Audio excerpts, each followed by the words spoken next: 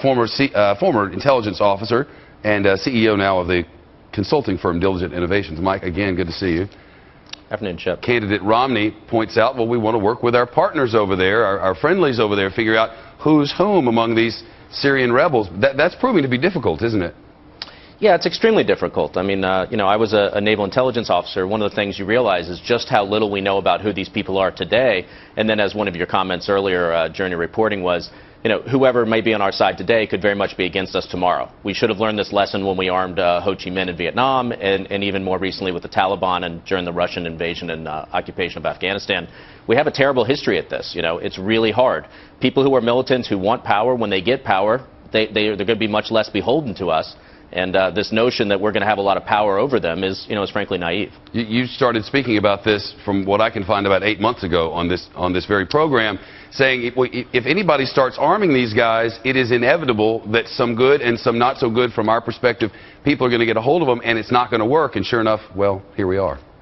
Yeah, and I think, if you look at just in recent history, I mean, look at Iraq, Afghanistan, Libya, Egypt, in those 4 countries, we have leadership now that's different than it was just a couple years ago, and we have things that are basically anti-U.S. interest. And we're seeing, Libya is basically a completely open arms bazaar. And now you're talking about putting in heavy weapons. That means rocket-propelled grenades. That means armor-piercing rounds. That means 50-caliber weapons.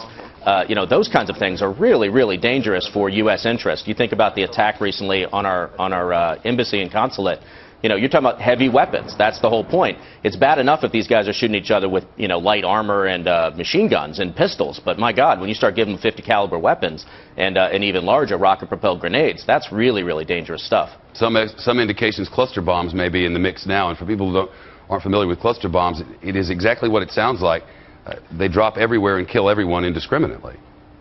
Yeah, they are, and they're very hard to counter against. And again, this is where we get into a real challenge. I mean, as a realist, frankly, the Assad regime, while he's a horrible human being and a terrible person, it's reasonably stable, and maybe that's better for us in the long run than having some Al-Qaeda linked or hardcore Islamist groups coming to power. And you got to think about who are these people doing this. I mean, the Saudi regime in many ways is on our side, but there's also a very strong Wahhabi trend there. And even within Saudi Arabia, there are people that are anti-regime elements. So the people we end up arming, if we get any more involved in this, I mean, we're going to have to deal with the outcome either way. But frankly, I'd rather deal with the outcome with them having light weapons and not heavy weapons. Yeah. It's a significant difference. Yeah, it certainly is. Mike Barrett, it's good of you. Thank you.